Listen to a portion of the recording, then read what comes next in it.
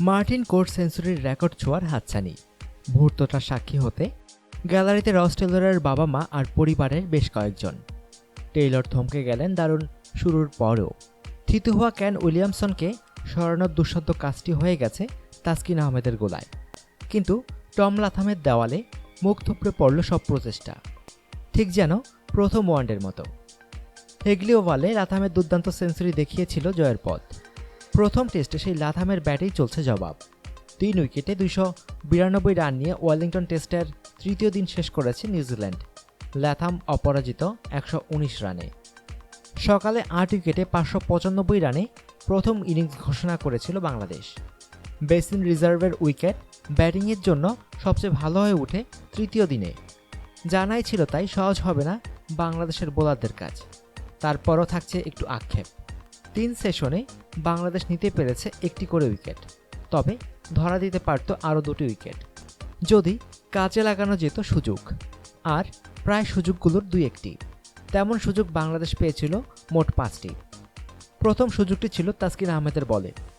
Test ক্রিকেটে নিজের প্রথম ওভারে উইকেট পেতে পারতেন তরুণ এই ফাস্ট বোলার। তৃতীয় স্লিপে সহজ ক্যাচ ছাড়লেন দলের সেরা ফিল্ডার সাব্বির রহমান। রঙিন পোশাকের ম্যাচে সবচেয়ে বেশি ক্যাচ হাতছাড়া হয় তাসকিনের বলেই। একই হতাশায় শুরু তার টেস্ট ক্যারিয়ারও। সেঞ্চুরিয়ান লাথাম সুযোগ দিয়েছিলেন 83 রানে। লং লেগ থেকে ছুটে বলের কাছে যেতে পারেননি সাকিব আল হাসান। বোলারটি তখন কে ছিলেন? কে আবার? সেই তাসকিন। খানিক পরেই মিরাজের বলে হেনরি নিকোলাসের ব্যাটের কানে ছুঁয়ে যাওয়া বল পড়ল বোলার আর তামিমের মাঝে। দলের জায়গা বাঁচানোর লড়াইয়ে থাকা এই ব্যাটসম্যান সুযোগ দিয়েছিলেন আরও 2টি।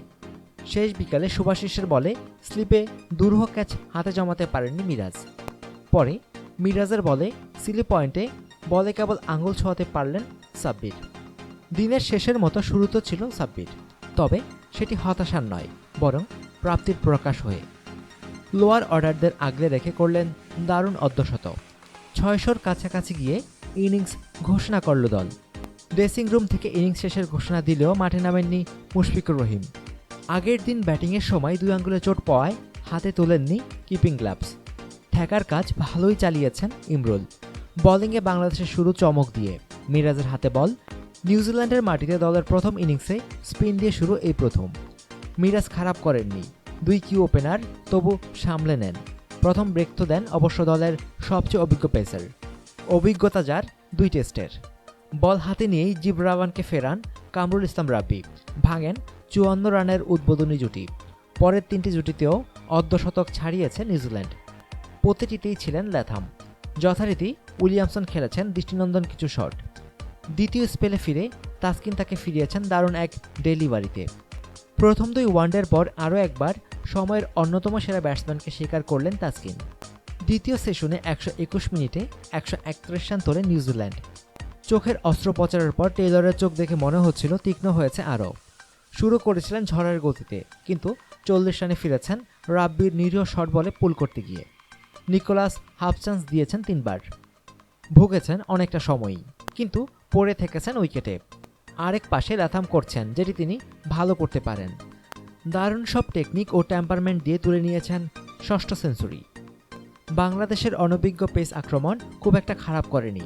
রাব্বি 2 উইকেট নিয়েছেন। 3 স্পেলে 15 ওভার বোলিং করে অনেকটা সংশয় দূর করতে পেরেছেন তাসকিন। শুভাশিস উইকেট না পেলেও খানিকটা রেখেছেন সামর্থ্যের প্রমাণ। মিরাজের বোলিং ফিগারও যা বলছে বোলিং ছিল তার চেয়ে ঢের ভালো। সুযোগগুলো কাজে লাগাতে পারলে হয়তো ফিগার আর স্কোরবোর্ডের চেহারা থাকতো আর একটু ভালো। শেষ বিকেলে ভালো ছিল না আকাশের চেহারাও। বৃষ্টির সংখ্যা আছে 4র্থ দিনে। ম্যাচ ড্র হলে সেটি কম প্রাপ্তি হবে না বাংলাদেশের জন্য, তবে পাওয়ার সুযোগ ছিল, এখনও আছে আরও বেশি, যদি সুযোগগুলো কাজে লাগানো যেত, যদি সামনেও লাগানো যায়। অনুগ্রহপূর্বক সংবাদটি শেয়ার করুন এবং খেলাধুলার সর্বশেষ খবর জানতে স্পোর্টস লাইট সাবস্ক্রাইব করে রাখুন। ধন্যবাদ।